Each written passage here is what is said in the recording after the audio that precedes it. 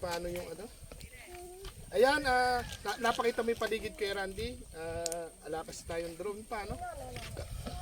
Ayun, sa mga gusto pong mag-volunteer sa gagawin po naming Sagip Kaagapay po 2024, umpisahan po natin. Gusto po namin sana dito maumpisahan po yung ating papiding program na manggagaling po sa inyo, or hindi naman po natin kakayanin yung feeding program dahil kailangan umimbita pa tayo ng tagaluto, taga-sandok, hindi ko naman kaya. Siguro po, para sa akin, takal-takal lang muna. para po sa akin siguro, kung yayakapin nyo rin po yung Sagip Kaagapay 2024, siguro medyo kahit tigo-onting bigas, tigo-onting sardinas, tigo-onting lakimi, tigo-onting kape, siyempre kape. Masarap dito magkape, di ba? Saka ano po, siyempre, na-i-vlog na po natin sila nanay. Re-request po ako sa inyo ng safeguard, tsaka po para surf powder na rin po. Dahil may mga uling sila, mahirap tanggalin. Diba? Yung bahay nyo po, yung na-videohan namin din na, Yun po. yung sa inyo mismo yun. Kanila po yan. Ba't di po nalagyan ng dingding? Ala pa nga po nga. Abulin kita dyan eh. Siguro, para hindi po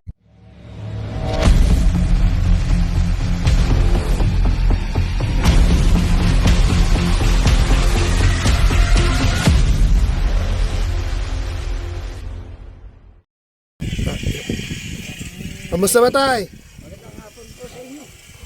Magandang hapon, kamusta ba? Ito po. Ito. Ba't nangangayayat ka yata? Sabayaw po.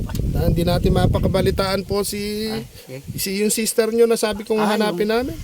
Yung Kapatid nyo, oo. Hindi, meron ako ina-add na kapangalan na binigay nyo sa akin Alicia yun. si Alicia, si Ate Alicia. Inad ko pero kahawig nyo malamang kako yun, kaya lang nasa gabing Maynila siya. Tapos hindi, Buhay saan?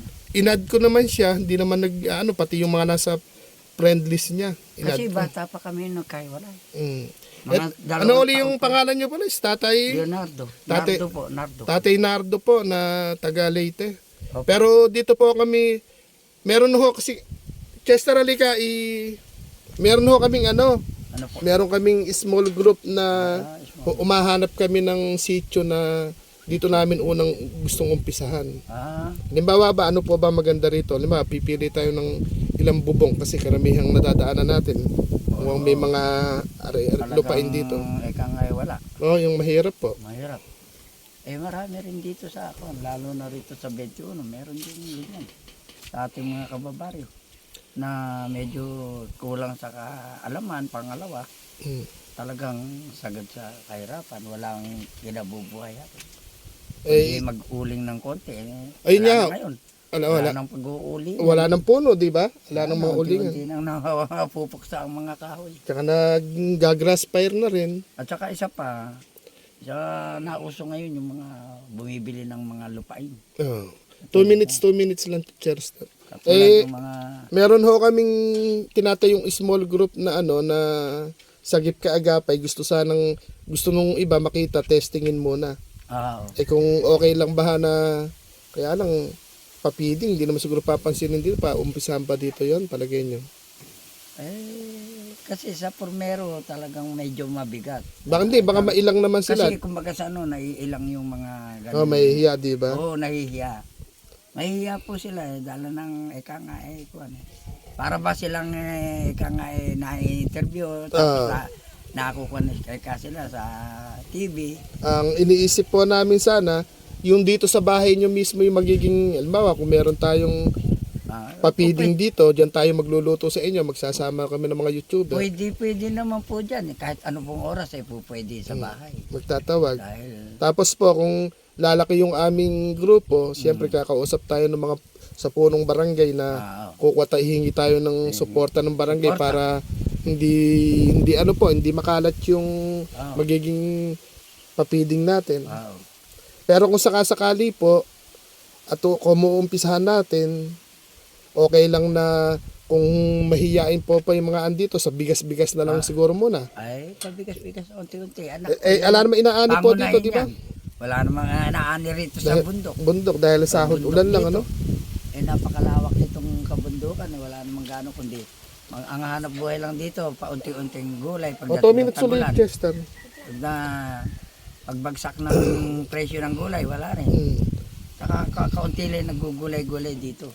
Kaya nga po Dati sa palaran lang ang paggugulay. Ang kwan lang ho namin, ang lakad nga namin dito, malibot kayo, mag-scout, ala pa naman kaming budget. Pero kung may yung po pwede tayong magpa-feeding, baka sa linggong darating, pupunta kami dito, magluto tayo, magtatawag tayo ng, kaya lang, ang kwan nga lang ho, paanong pagtatawag natin, magkakalayo yung mga bahay. Medyo talagang may kabigat. Kayo ba, bakit naman kayo nangangayayat yata? Alam mo naman na yung hapo ko kasi, yun ang nagpapahirap sa akin. Kaya ako yung namamalat eh. Yung plemang, kwan, saka madali akong mapagod.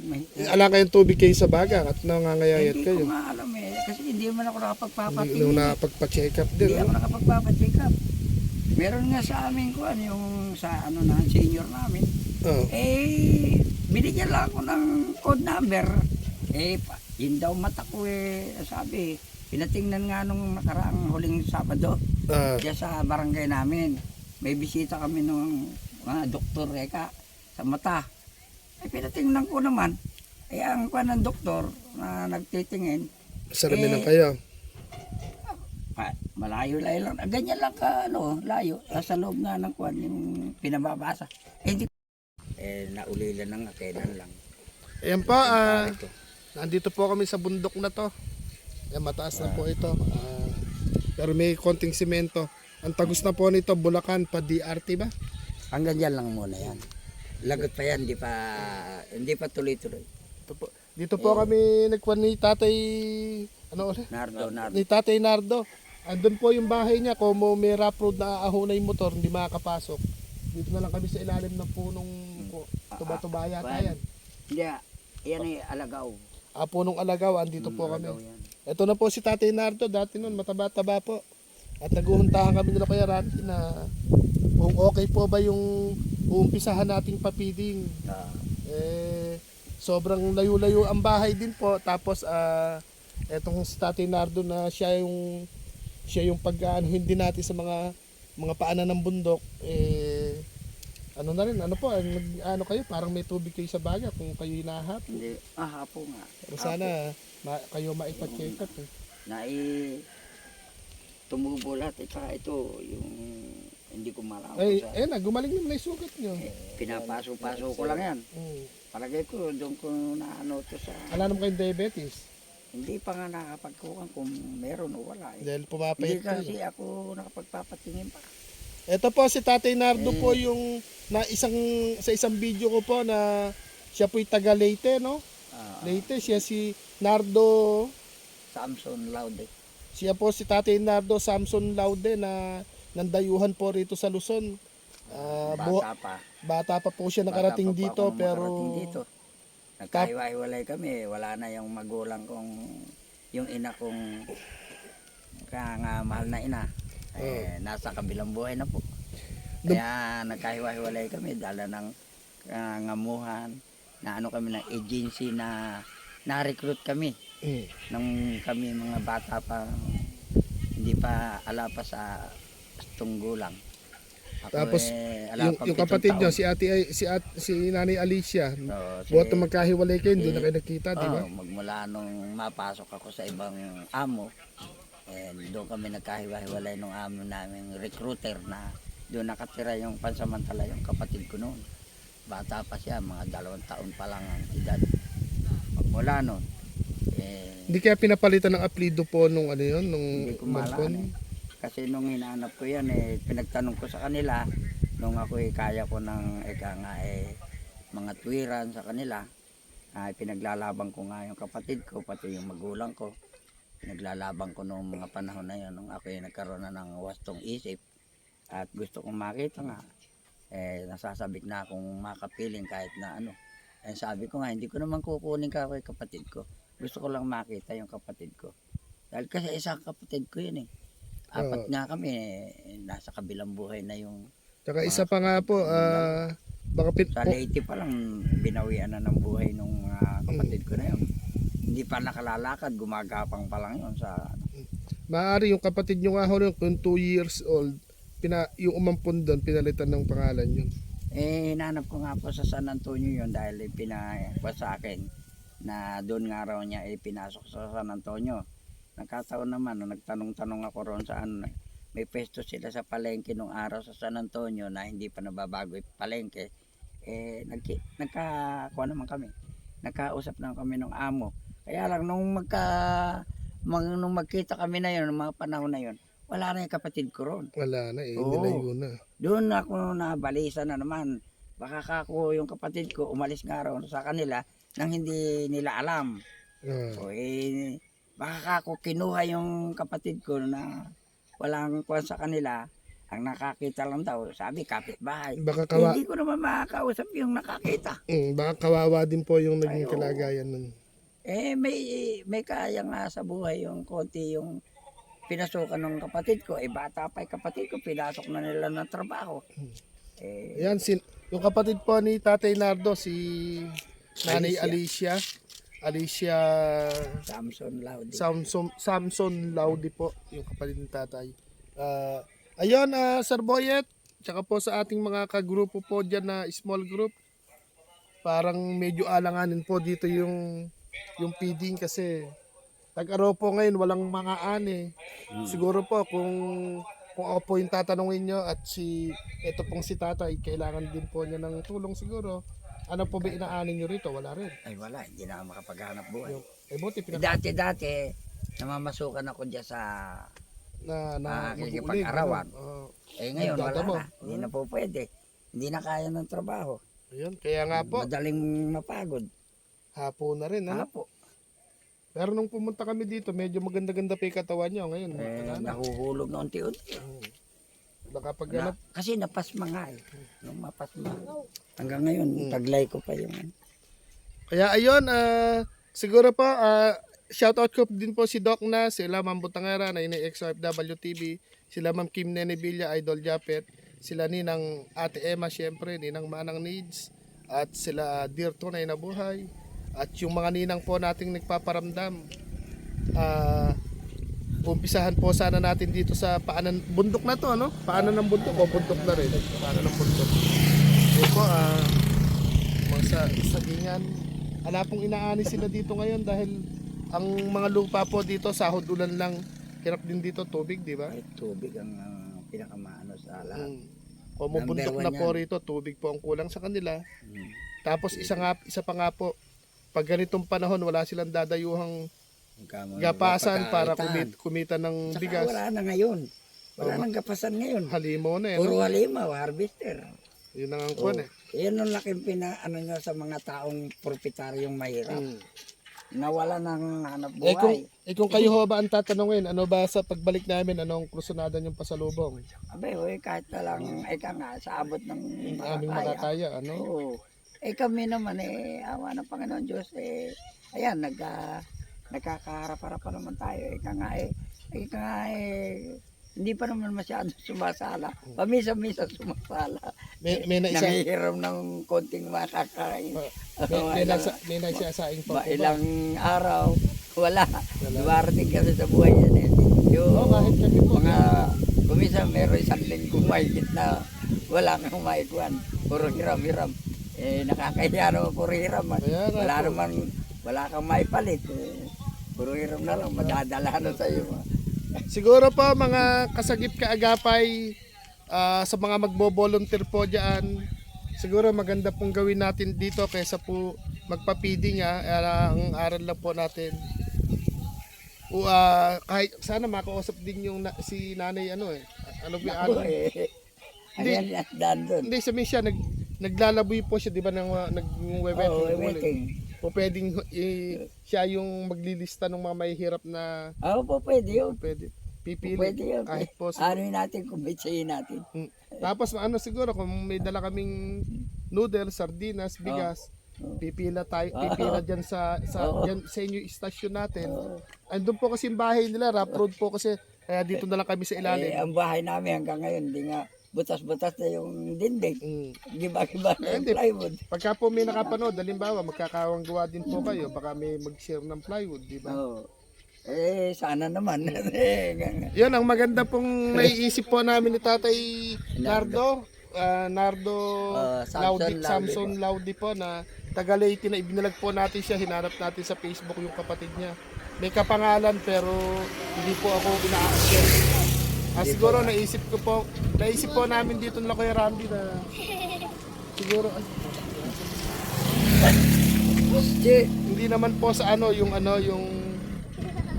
siguro kung may mag-share po ng bigas, sardinas, noodles, kape, tapos papipila tayo dito sa kalsada sa to, andun yung bahay ni Tatay Laudi sa gawin na yon. Tapos sana ihiyo tayo ng labas niyo yung mga kaldero nyo. At akala natin ng bigas, Tapos bigas, konting noodles, isang O pwede, susugod kaya sila dito pag Siyempre, pangunahin niya na ika nga karagdagan sa... Nagagawa tayo ng pinikula na gagawa po tayong pinikulang, di ba, halimbawa, pagsasabihin nyo po dito sa, anong baryo po ito? No, ito baryo Sapang Kawayan na to. Sapang Kawayan. Sapang Kawayan. Kasi isang buwan lang ito makabaklay ito pinag-hati-hati ng mga may bibig. Sapang Kawayan. Siguro Tapos sinabing Sapang Kawayan. Barangay Makabaklay, yung sitio yun. Pinakamalawak kasing yun. Ayun, bali, pag natunugan po nila na pinamalita natin na andun yung mga sagip kaagapay kahit konting panawid gutom. Patawid ko ito. Halimbawa po, meron tayong 3 sakong bigas, 2 sardinas, 2 noodles, tapos kape. O tapos pipila sila dyan. Ako yung taga-takal ng bawat kaldero, 1 takal, 1 tabong bigas. Di ba masaya? Masaya. Kasi maliit pa po yung channel namin. Tapos siyempre. Maliit pa lang yung kaagapay. Nagsimula pa lang po kasi. Nagsisimula pa lang. Siyempre, kayo yung istasyon namin.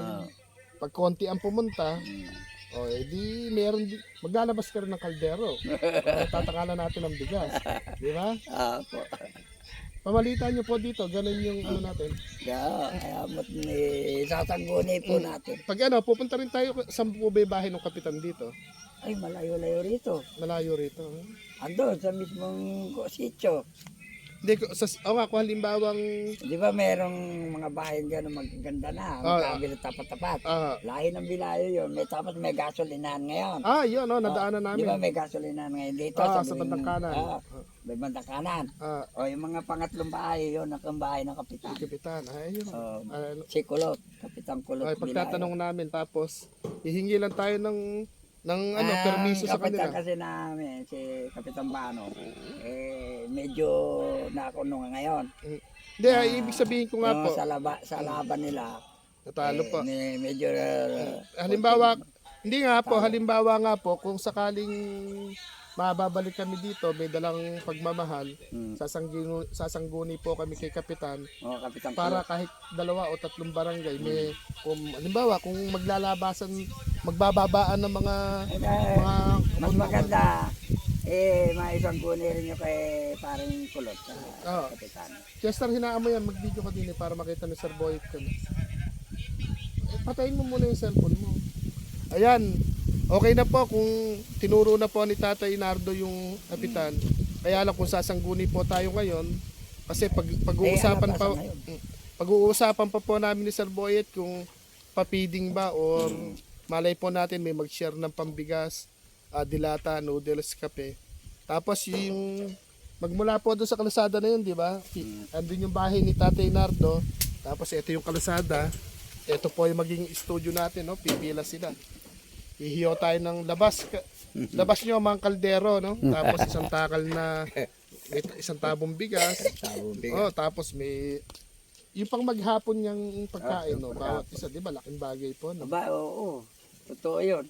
Yung pang maghapon na yun, kung mga yung pinakaano na yung malakas na pagluluto sa 2 gatang, 1 saing